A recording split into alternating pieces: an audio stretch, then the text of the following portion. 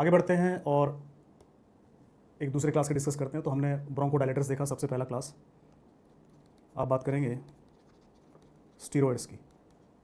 Steroids या फिर इनको कॉर्टिकोस्टीरॉयड्स भी कहते हैं, शॉर्ट फॉर्म में आप स्टीरॉयड्स भी कह सकते हैं, तो स्टीरॉयड्स ब्रोंकियल आस्मा के मैनेजमेंट में एक बहुत ही इंपॉर्टेंट रोल प्ले करते हैं। और स्टीरॉयड्स जो यूज़ करेंगे हम वो या तो सिस्टमिक हो सकते हैं या इनहेलेशनल हो सकते हैं। और इनहेलेशनल स्टीरॉयड्स के लिए एक शॉर्ट फॉर्म हम यूज़ करते हैं, उसे हम कहते हैं ICS। ICS का मतलब होता है इनहेलेशनल कॉर्टिकोस्टेरॉइड। ये शॉर्ट फॉर्म मैं यूज़ करूँगा यहाँ पे। पहले बात करते हैं सिस्टमिक स्टीरॉयड्स की। देखिए, सिस्टमिक स्टीरॉयड्स को आप या तो ओरल रूट से दे सकते हैं या इंट्राविनस रूट से दे सकते हैं। ओरल रूट से जो स्टीरॉयड्स देते हैं, these are steroids like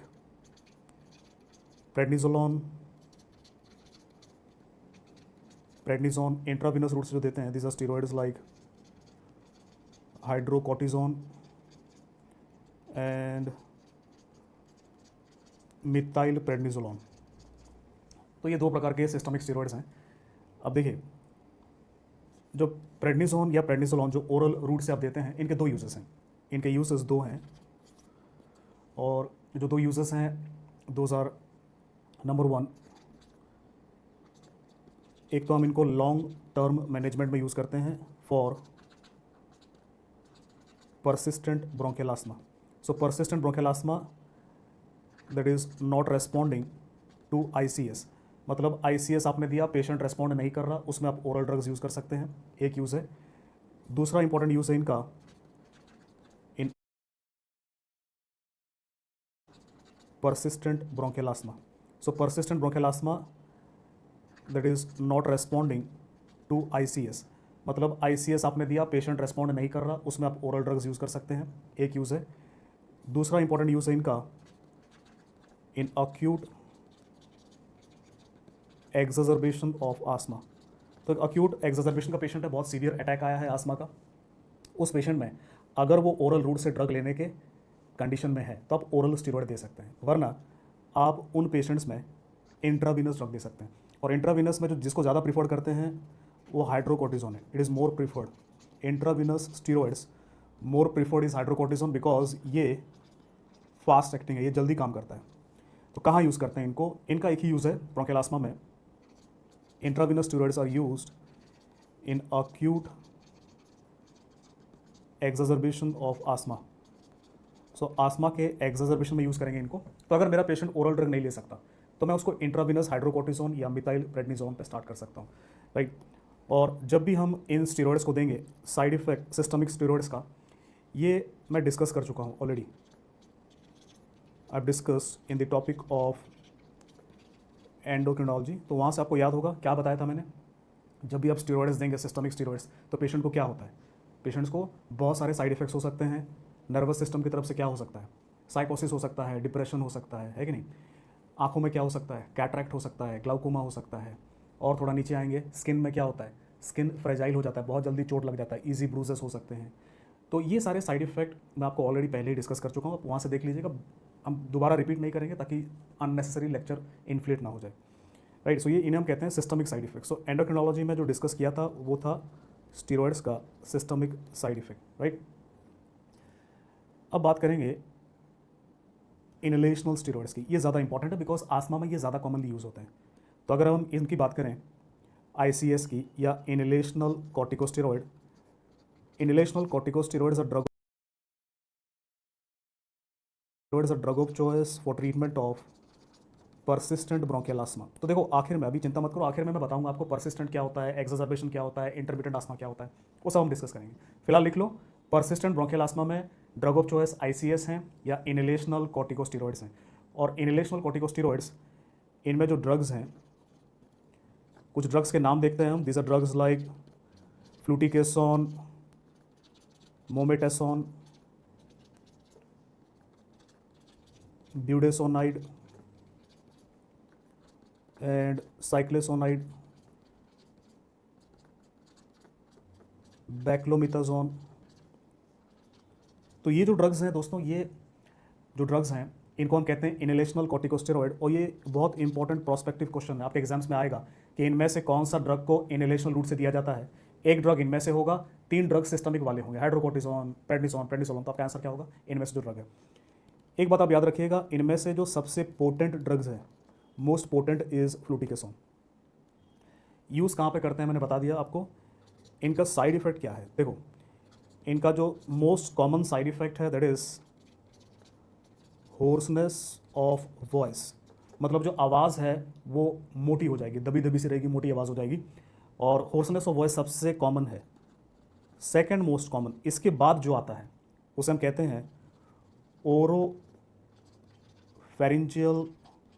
candidiasis. तो ओरोफेरिंजियल कैंडिडियासिस होता क्यों है भाई, आप इनहेलेशन रूट से ले रहे हैं, ओरोफेरिंजियल एरिया में जमा हो जाएगा स्टीरॉयड, इम्यूनिटी को लो करेगा, उससे फंगल इन्फेक्शन बढ़ेगा और ओरोफेरिंजियल कैंडिडियासिस होगा। हालांकि आपके एग्जाम में जब सवाल पूछते हैं most common side effect, hoarseness of voice नहीं देते, वो देते हैं ओरोफेरिंजियल कैंडिडियासिस, और ये आपका आंसर होता है। दोस्तों एक नर्स होने के नाते एक इंपॉर्टेंट नर्सिंग इंप्लीकेशन आपको पता होना चाहिए कि जब भी कोई पेशेंट को और इनहेलेशनल स्टीरॉयड दिया जाएगा, इन साइड इफेक्ट्स को कम करने के लिए, इन साइड इफेक्ट्स को प्रिवेंट करने के लिए आपको पेशेंट को कुछ कहना पड़ेगा। You will ask patient to gargle after use. तो जब भी वो यूज़ करेंगे पंप्स को, इनहेलेशनल स्टीरॉयड्स को जब भी लेंगे, आप पेशेंट को कहेंगे कि लेने के बाद आप कुल्ला करिएगा, गार्गल करिएगा, जिससे जो डिपॉजिटेड स्टीरॉयड है वो बाहर निकल जाएगा, इनका साइड इफेक्ट कम हो जाएगा। तो ये एक इंपॉर्टेंट प्रोस्पेक्टिव क्वेश्चन है। देखिए मैं बताते रहता हूँ, क्यू मतलब ये आपके एग्जाम में आ चुका है, पी क्यू मतलब आने वाले समय में आ सकता है, तो ये पूछ सकते हैं आपसे, राइट। तो ये 2 इंपॉर्टेंट साइड इफेक्ट्स है। बाकी अगर मैं बात करूँ इनके साथ सिस्टमिक साइड इफेक्ट्स, तो वो कम होता है। तो जो मैंने आपको बताया था सिस्टमिक साइड इफेक्ट्स जो ओरल या इंट्रावीनस स्टीरॉयड से होता है, right, osteoporosis, neuropsychiatric side effects, तो वो जो साइड इफेक्ट्स हैं इनके साथ कम होता है क्योंकि हम इनहेलेशनल रूट से यूज़ करते हैं। तो दोस्तों ये जो हैं ये आपके इनहेलेशनल स्टीरॉयड्स हैं जो हम यूज़ करते हैं।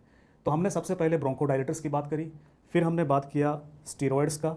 अब बात करेंगे एक तीसरा क्लास ऑफ इंपॉर्टेंट ड्रग्स जिन्हें हम कहते हैं ल्यूकोट्राइन पाथवे इनिबिटर्स। तो ल्यूकोट्राइन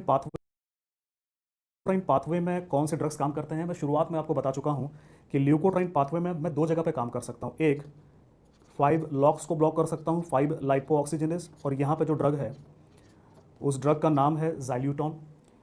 दूसरा मैं यहाँ पे ल्यूकोट्राइन C4 और D4 को ब्लॉक कर सकता हूँ। तो जो ल्यूकोट्राइन C4 D4 ब्लॉकर हैं, यहाँ पे ड्रग्स हैं जैसे कि मॉन्टेल्यूकास्ट और ज़ाफिरल्यूकास्ट। तो ये ल्यूकास्ट वाले ड्रग्स हैं, ये ल्यूकोट्राइन ब्लॉकर हैं, राइट, ल्यूकोट्राइन ब्लॉकर। तो यहाँ पे आप याद रख सकते हैं LEUK मतलब ल्यूकोट्राइन, मॉन्टेल्यूकास्ट, ज़ाफिरल्यूकास्ट। ज़ाइल्यूटॉन जो है ये 5 लाइपो ऑक्सीजनेज इनहिबिटर है, और इनका जो यूज़ है वो कहीं ना कहीं एक जैसा है। तो इनको हम कहाँ यूज़ करते हैं, इनका यूज़ है इन परसिस्टेंट ब्रोंकियल आस्थमा। तो परसिस्टेंट ब्रोंकियल आस्थमा में आप इनको यूज़ कर सकते हैं। दूसरा मतलब फॉर लॉन्ग टर्म मैनेजमेंट के लिए आप यूज़ कर सकते हैं। दूसरा इनमें से जो ड्रग है मॉन्टेल्यूकास्ट, देखिए ये जो यूज़ है ये कॉमन है, कॉमन मतलब ज़ाइल्यूटॉन, मॉन्टेल्यूकास्ट, ज़ाफिरल्यूकास्ट सबका परसिस्टेंट ब्रोंकियल आस्थमा में यूज़ है। मॉन्टेल्यूकास्ट कहाँ यूज़ होता है, ये एलर्जिक राइनाइटिस में भी यूज़ हो सकता है। Montelukast can be used in allergic rhinitis, तो ये एक एक्स्ट्रा यूज़ है, मैं बाद में लास्ट में डिस्कस करूँगा एलर्जिक राइनाइटिस। तो कहने का मतलब ये है कि ये जो ड्रग्स है ये यहाँ पे यूज़ होंगे। तो एक इंपॉर्टेंट बात आप याद रखिएगा कि ये जो ड्रग्स हैं इनको कभी भी not used in acute attack. तो ब्रोंकियल आस्थमा के अक्यूट अटैक में इनको कभी भी यूज़ नहीं किया जाता। एक इंपॉर्टेंट MCQ पॉइंट है जो आपके एग्जाम में पूछेंगे, भाई बताइए अक्यूट अटैक ऑफ आस्थमा में कौन सा ड्रग यूज़ नहीं होता। तो ये सिर्फ लॉन्ग टर्म मैनेजमेंट के लिए यूज़ होते हैं। अब बात करते हैं साइड इफ़ेक्ट की। तो इनका जो कॉमन साइड इफ़ेक्ट है सभी ड्रग्स का, ये जो सारे के सारे ड्रग्स हैं ये हिपैटोटॉक्सिक हैं, और हिपैटोटॉक्सिसिटी जो मैक्सिमम दिखता है वो ज़ाइल्यूटॉन के साथ दिखता है। तो यहाँ पे एक इम्प्लीकेशन आपको याद रखना है, एक नर्सिंग इम्प्लीकेशन क्या है, भाई कोई भी ड्रग हिपैटोटॉक्सिक होता है तो दोस्तों क्या मॉनिटर करेंगे, ALT-AST मतलब ये क्या है, लिवर फंक्शन टेस्ट है। तो इन पेशेंट्स में आप लिवर फंक्शन टेस्ट को मॉनिटर करेंगे ताकि हमें पता चले और हम पहले से ही बंद कर पाएँ इन ड्रग्स को। एक और कॉमन साइड इफेक्ट है इनका और वो है न्यूरोसाइकियाट्रिक। न्यूरोसाइकेट्रिक साइड इफ़ेक्ट्स जैसे कि डिप्रेशन हो गया, एंग्जाइटी हो गया, हेलुसिनेशन हो गया। सो डिप्रेशन, एंग्जाइटी, हेलुसिनेशन, ये सारे न्यूरोसाइकेट्रिक साइड इफ़ेक्ट्स हैं जो आपको इनके साथ देखने को मिल सकता है। सो जो कॉमन साइड इफ़ेक्ट है वो आपको मोंटेल्यूकास्ट और ज़ाफिर-लुकास के साथ देखने को मिल सकता है, और उसे हम कहते हैं चर्ग-स्ट्रॉस सिंड्रोम। सो ये एक साइड इफेक्ट है चर्ग-स्ट्रॉस सिंड्रोम, जिसमें वैस्कुलाइटिस होता है, ब्लड वेसल का इन्फ्लेमेशन होता है, जो मोंटेल्यूकास और ज़ाफिर-लुकास के साथ कॉमनली दिखता है। अच्छा, एक बात मैं बताना भूल गया आपको,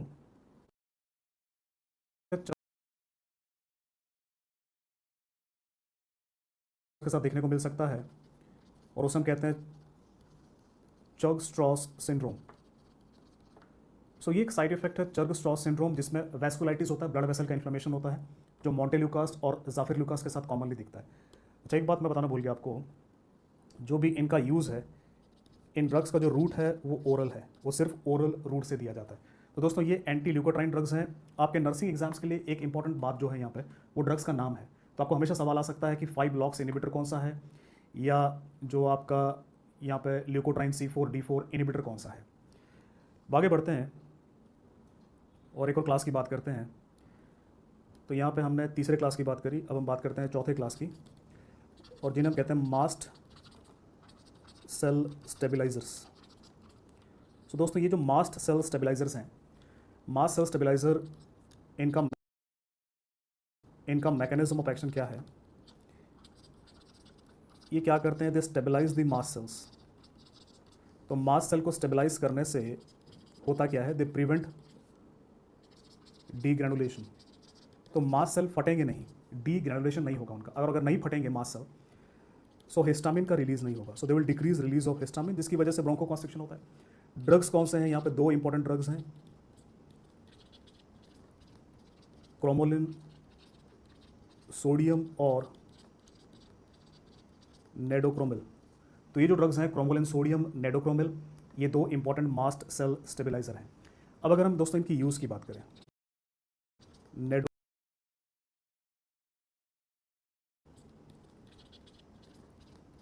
क्रोमोलिन सोडियम और नेडोक्रोमिल, तो ये जो ड्रग्स हैं क्रोमोलिन सोडियम, नेडोक्रोमिल, ये दो इंपॉर्टेंट मास्ट सेल स्टेबिलाइजर हैं। अब अगर हम दोस्तों इनकी यूज़ की बात करें, तो ये सिर्फ यूज़ होते हैं माइल्ड परसिस्टेंट ब्रोंकियल आस्मा में, मतलब for long term management. So long term management के लिए ये सिर्फ माइल्ड परसिस्टेंट ब्रोंकियल आस्मा में यूज़ होते हैं, और इनको प्रीफर किया जाता है इन चिल्ड्रन, इनको बच्चों में प्रीफर किया जाता है, क्योंकि यूजुअली आपने देखा कि स्टीरॉयड्स यूज़ करते हैं, और स्टीरॉयड्स के बहुत साइड इफेक्ट होते हैं, तो बच्चों में हम नहीं चाहते। तो बच्चा है कोई माइल्ड आस्मा है, उसमें हम इनको यूज़ करना पसंद करते हैं, और इसके लिए जो रूट है वो इनहेलेशनल है, तो इसको हम इनहेलेशनल रूट से देते हैं। इनके कुछ और भी यूज़ हैं, इनको आप नेज़ल ड्रॉप के तौर पे भी यूज़ कर सकते हैं for treatment of allergic rhinitis. इनको आप आई ड्रॉप के तौर पे भी यूज़ कर सकते हैं इन एलर्जिक कंजंक्टिवाइटिस। तो इनको यूज़ करने के अलग अलग रूट्स हैं, ये सबसे इंपॉर्टेंट रूट है। साइड इफ़ेक्ट की अगर हम बात करें तो ये कफ कर सकते हैं, और ओवरऑल मैं एक स्टेटमेंट कहना चाहूँगा आपको यहाँ पे कि ओवरऑल जितने भी ड्रग्स हैं, these are the safest anti asthma drugs, these are the safest anti asthma drugs. मतलब जितने भी ड्रग्स हैं हमारे पास आस्मा के लिए, उनमें सबसे सेफ यही है। तब आप समझ गए होंगे कि किसी बच्चे में जब माइल्ड आस्मा है तो इनको हम क्यों प्रेफर करते हैं, राइट। तो दोस्तों ये हुआ आपका चौथा क्लास, मास्ट सेल स्टेबिलाइजर। यहाँ पर भी नाम इंपॉर्टेंट है, तो प्रोस्पेक्टिव क्वेश्चन जो मैं देख सकता हूँ आपके एग्जाम में, जो नए क्वेश्चन आएंगे उन नाम पे आएगा कि मास्ट सेल स्टेबिलाइजर का नाम बताइए, नाम क्या है, राइट। पांचवा, आपको अगर याद हो तो मैंने एक क्लास बताया था आपको, आस्मा में यूज़ होते हैं एंटी हिस्टामिनिक, और एक लौता ड्रग है वहाँ पे जो बताया था मैंने आपको, केटोटिफिन। सो केटोटिफिन कैसे काम करता है, मैकेनिज्म ऑफ एक्शन मैंने बताया था आपको। ये H1 रिसेप्टर को ब्लॉक करेगा। दूसरा, ये भी मास्ट सेल को स्टेबिलाइज करता है, पर ये प्राइमरीली एंटी हिस्टामिनिक ड्रग है। इसका जो यूज़ है ये ओरल रूट से यूज़ होता है फॉर माइल्ड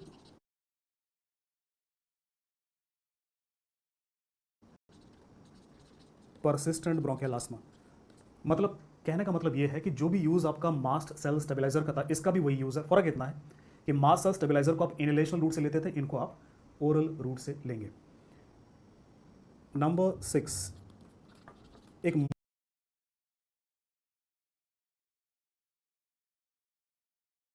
कि मास्ट सेल स्टेबलाइजर को आप इनहेलेशन रूट से लेते थे, इनको आप ओरल रूट से लेंगे। नंबर 6, एक मोनोक्लोनल एंटीबॉडी की बात करी थी हमने, ओमैलिजुमैब।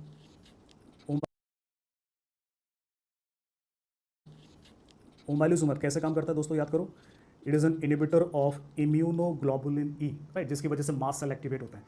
सो इम्यूनोग्लोबुलिन ई का ब्लॉकर है। अब यूज़ की बात करते हैं।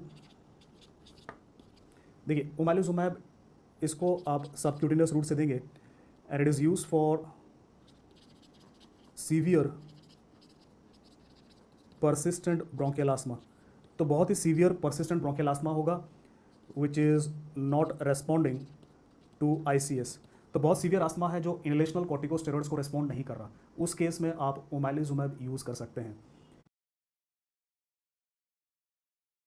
रेस्पॉन्डिंग टू ICS, तो बहुत सीवियर आस्मा है जो इनहेलेशनल कॉर्टिकोस्टेरॉइड्स को रेस्पॉन्ड नहीं कर रहा, उस केस में आप ओमैलिजुमैब यूज़ कर सकते हैं।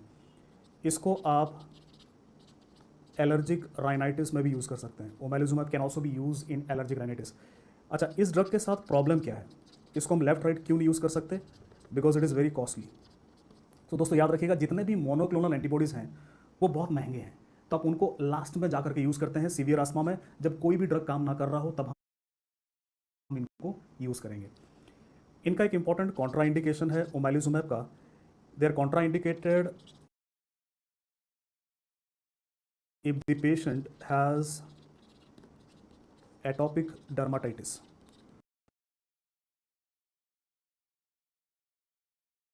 तो अगर ब्रोंकियल आस्मा के साथ साथ पेशेंट को एटोपिक डर्माटाइटिस भी है तो उस केस में आप नहीं देंगे। क्यों? बिकॉज एटोपिक डर्माटाइटिस में there is a high titer of immunoglobulin E. मतलब एटोपिक डर्माटाइटिस में इम्यूनोग्लोबुलिन इतना बड़ा हुआ होता है कि आपको बाल्टी भर के देना पड़ेगा ओमैलिजुमैब, जो कि पॉसिबल नहीं है। सो ये आपका एक मोनोक्लोनल एंटीबॉडी है ओमैलिजुमैब। और दोस्तों जो मैं देख सकता हूं आने वाले समय में आपको सवाल आएगा प्रोस्पेक्टिव क्वेश्चन कि ब्रोंकियल आस्मा में कौन सा मोनोक्लोनल एंटीबॉडी यूज होता है।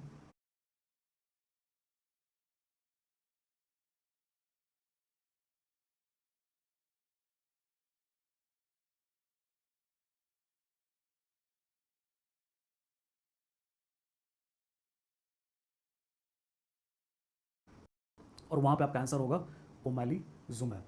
तो ये कुछ ड्रग्स की हमने बात करी जो ब्रोंकियल आस्मा में यूज होते हैं। अब बात करते हैं कि इन ड्रग्स को हम यूज कैसे करते हैं, राइट। सो ब्रोंकियल आस्मा का ट्रीटमेंट कैसे करेंगे ये समझने की ज़रूरत है। देखो ब्रोंकियल आस्मा को अगर मैं क्लासीफाई कर है ओमैलिजुमैब। और दोस्तों जो मैं देख सकता हूं आने वाले समय में आपको सवाल आएगा प्रोस्पेक्टिव क्वेश्चन कि ब्रोंकियल आस्मा में कौन सा मोनोक्लोनल एंटीबॉडी यूज़ होता है, और वहाँ पे आपका आंसर होगा ओमैलिजुमैब। तो ये कुछ ड्रग्स की हमने बात करी जो ब्रोंकियल आस्मा में यूज़ होते हैं। अब बात करते हैं कि इन ड्रग्स को हम यूज़ कैसे करते हैं, राइट। सो ब्रोंकियल आस्मा का ट्रीटमेंट कैसे करेंगे ये समझने की ज़रूरत है। देखो ब्रोंकियल आस्मा को अगर मैं क्लासीफाई करूं तो एक आपका है जिसे हम कहते हैं इंटरमिटेंट ब्रोंकियल आस्मा, दूसरा है जिसे हम कहते हैं परसिस्टेंट ब्रोंकियल आस्मा। तो ये वर्ड्स मैं पहले भी यूज़ करता रहा हूँ, अब आपको समझने की ज़रूरत है कि इंटरमिटेंट या परसिस्टेंट इनका क्या मतलब है। देखो अगर किसी पेशेंट को जो अटैक है, ब्रोंकियल आस्मा का जो अटैक है वो लेस देन इक्वल टू 2 आता है पर वीक, मतलब एक हफ्ते में उसको 2 या 2 से कम, सो 1 या 2 अटैक आता है मैक्सिमम, 1 या 2 अटैक, तो उसे हम कहेंगे इंटरमिटेंट। परसिस्टेंट कब कहेंगे? जब किसी पेशेंट को जो अटैक है वो 2 से ज़्यादा होगा पर वीक। सो हर हफ्ते अगर 2 से ज़्यादा मतलब 3, 4, 5, 6 अटैक आएगा तो उसे हम कहेंगे परसिस्टेंट, और उस हिसाब से हम ट्रीट करेंगे। तो पहला चीज़ ये समझना था, समझ गए? अब देखो, अगर किसी पेशेंट को इंटरमिटेंट ब्रोंकियल आस्मा आता है तो यहाँ पे जो ट्रीटमेंट है, ट्रीटमेंट के लिए हम क्या करते हैं, जैसे ही अक्यूट अटैक आएगा, जैसे उसको सांस लेने में दिक्कत होगी तो उसको हम एक पंप देंगे, इनहेलेशनल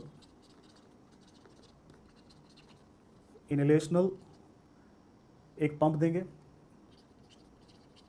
और उस एक पंप में 2 ड्रग होगा, that is inhalational corticosteroid plus फॉर्मोटेरॉल।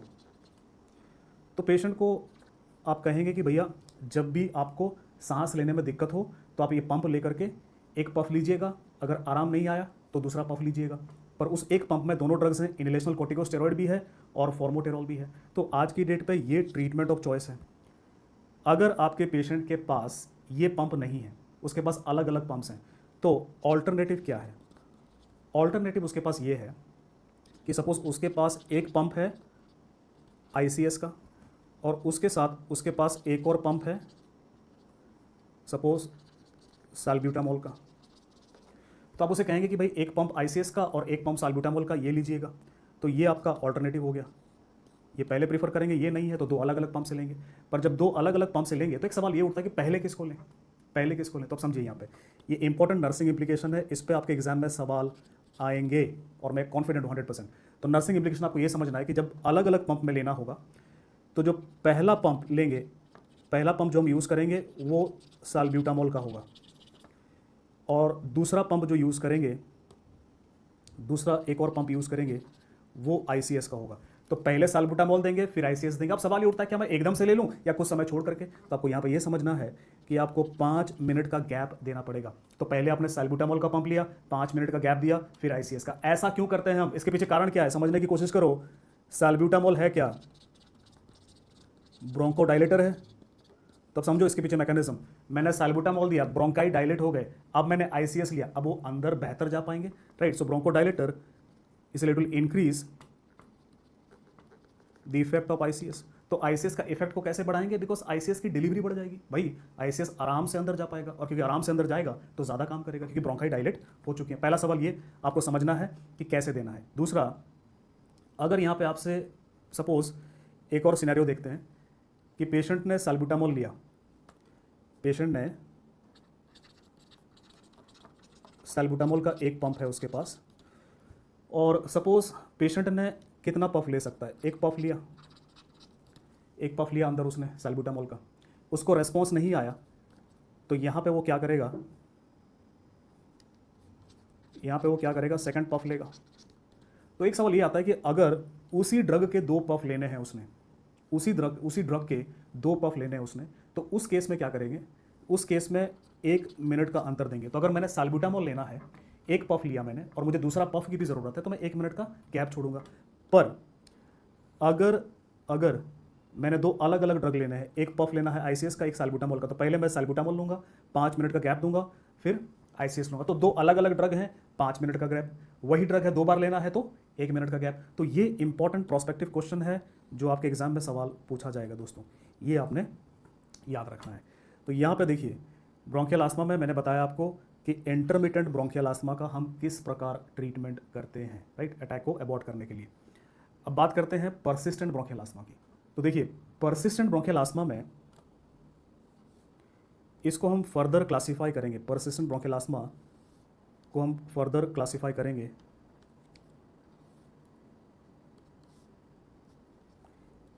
Into mild persistent bronchial asthma, moderate और severe. So mild bronchial asthma, moderate और सीवियर। अगर हमारे पेशेंट को माइल्ड परसिस्टेंट ब्रोंकियल आस्मा है तो यहाँ पे आप यूज़ करेंगे ICS या इनहेलेशनल कॉर्टिकोस्टेरॉइड आप यूज़ करेंगे सिर्फ। पर अगर आपके पेशेंट को, और ये जो डोज हम यूज़ करते हैं लो डोज। अगर मॉडरेट है तो इसमें भी आप ICS यूज़ करेंगे लो डोज, पर उसके साथ आप एक लाबा को ऐड करेंगे या फिर एक एंटी ल्यूकोट्राइन ड्रग को यूज़ करेंगे। तो ल्यूकोट्राइन इनिबिटर्स जिसकी हमने बात करी थी, आप वो यूज़ कर सकते हैं।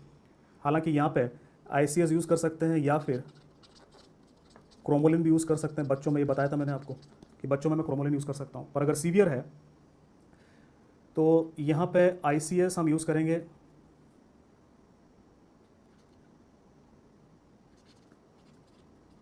हाई डोज, और यहाँ पे शुरुआत हम कर सकते हैं मीडियम डोज से, प्लस लाबा यूज़ कर सकते हैं या फिर एंटी ल्यूकोट्राइन यूज़ कर सकते हैं। अगर यहाँ पे पेशेंट को रेस्पॉन्स नहीं आता, अगर पेशेंट को रेस्पॉन्स नहीं आता तो आप उस केस में अब ऐड कर सकते हैं ओमेलिजुमैब। तो दोस्तों याद करो मैंने क्या कहा था, ओमेलिजुमैब सिर्फ सीवियर आस्मा में यूज़ होता है कि नहीं, तब ओमेलिजुमैब ऐड कर सकते हैं। अगर पेशेंट को फिर भी रेस्पॉन्स नहीं आता तो आप ओरल स्टीरॉयड यूज़ कर सकते हैं। तो देखिए ओरल स्टीरॉयड को हम आखिर में बचा के रखते हैं क्योंकि इनका साइड इफेक्ट बहुत ज़्यादा है। दोस्तों आपने देखा यहाँ पे मैंने बताया आपको दो प्रकार के आस्मा हैं, एक है आपका इंटरमिटेंट ब्रोंकियल आस्मा, और इंटरमिटेंट ब्रोंकियल आस्मा में अपने को अक्यूट अटैक को ट्रीट करना होता है एक ब्रोंकोडायलेटर दे करके। परसिस्टेंट ब्रोंकियल आस्मा में यहाँ पे जो एम है हमारा लॉन्ग टर्म मैनेजमेंट का है, और इसमें जो ड्रग ऑफ चॉइस है मैं आपको पहले ही बता चुका हूँ वो क्या है, आईसीएस है। अगर आईसीएस को काम नहीं आता, बच्चों में हालांकि क्रोमोलिन यूज़ कर सकते हैं, आईसीएस में काम नहीं आता तो एक लाबा या एंटी ल्यूकोट्राइन ऐड कर दो। सीवियर में मीडियम डोज बढ़ा दो आईसीएस का और लाबा को ऐड करके रखो। नहीं रेस्पॉन्स आता तो ओमेलिजुमैब ऐड करो, नहीं रेस्पॉन्स आता तो ओरल स्टीरॉयड को ऐड करो। तो ये जो ट्रीटमेंट है ये आपका बेसिक क्लासिफिकेशन है। अब बात करते हैं एमरजेंसी कंडीशन की। तो आस्मा को लेकर के एमरजेंसी कंडीशन क्या है, उसे हम कहते हैं अक्यूट एक्सर्बेशन ऑफ आस्मा। तो दोस्तों देखो अक्यूट एक्सर्बेशन ऑफ आस्मा, यहाँ पर जब पेशेंट आपके पास आएगा तो सबसे पहले आप पेशेंट को ऑक्सीजन स्टार्ट करेंगे और उसके बाद पेशेंट को आप सैल्बुटामोल स्टार्ट करेंगे प्लस इप्राट्रोपियम स्टार्ट करेंगे, और ये हम देते हैं with the help of nebuliser. तो ये एक एमरजेंसी कंडीशन है जहाँ पे ऑक्सीजन दिया आपने, सैल्बुटामोल इप्राट्रोपियम दिया, ये दोनों आप देंगे यहाँ पे, प्लस यहाँ पे हम स्टीरॉयड्स देंगे, और जो स्टीरॉयड्स देते हैं वो या तो ओरल देंगे, ओरल जैसे कि प्रेडनिसोलोन, अगर पेशेंट नहीं ले सकता तो इंट्राविनस देंगे जैसे कि हाइड्रोकोर्टिजोन। तो ये जो है ये मैंडेटरी है। इसके साथ कई बार अगर पेशेंट रेस्पॉन्ड नहीं करता तो ये प्लस माइनस है, तो इंट्राविनस मैग्नीशियम सल्फेट भी आप दे सकते हैं। एक सरप्राइज है कि नहीं, सो मैग्नीशियम सल्फेट भी आप दे सकते हैं। तो ये जो ड्रग्स हैं ये अक्यूट एक्सर्बेशन ऑफ ब्रोंकियल आस्मा में यूज़ होते हैं। तो दोस्तों ये हैं ड्रग्स जो ब्रोंकियल आस्मा में यूज़ होते हैं। अब अगर हम बात करें आस्मा के बाद एक और बीमारी की, सीओपीडी, तो सीओपीडी में जो ड्रग्स यूज़ होते हैं मैं आपको पहले ही बता चुका हूँ। देखो सीओपीडी में एक तो मैंने आपको क्या बताया था, जो मेनस्टे ऑफ ट्रीटमेंट है वो एंटीकोलिनर्जिक्स हैं। तो एंटीकोलिनर्जिक्स यूज़ होते हैं, और याद करो एंटीकोलिनर्जिक्स मैं आपको पहले ही बता चुका हूँ, इप्राट्रोपियम, टायोट्रोपियम और वो सब। और क्या यूज़ होता है यहाँ पे, लाबा यूज़ होता है और वी लाबा यूज़ होता है, ये भी मैं आपको बता चुका हूँ। तो ब्रोंकोडायलेटर्स, तो ब्रोंकोडायलेटर्स में ये दोनों प्रीफर होते हैं, मिथाइल जेंथिस को प्रीफर नहीं किया जाता। और हालांकि जो ड्रग ऑफ चॉइस है सीओपीडी में वो कौन से ड्रग्स हैं, वो एंटीकोलिनर्जिक्स हैं। तो सीओपीडी में जो मेन स्टे ऑफ ट्रीटमेंट है वो या तो आप एंटीकोलिनर्जिक्स देते हैं या फिर लाबा या वी लाबा देते हैं। और यहाँ पर जो तीसरा एक ड्रग यूज़ होता है ये फॉस्फोडाइस्ट्रेस 4 इनिबिटर है, इसका नाम है रोफिलोमिलास्ट, रोफिलोमिलास्ट। तो दोस्तों ये जो सीओपीडी में ये जितने भी 3 ड्रग्स मैंने बताए इनका यूज़ कहाँ पे होता है, सीओपीडी में इनका यूज़ होता है फॉर,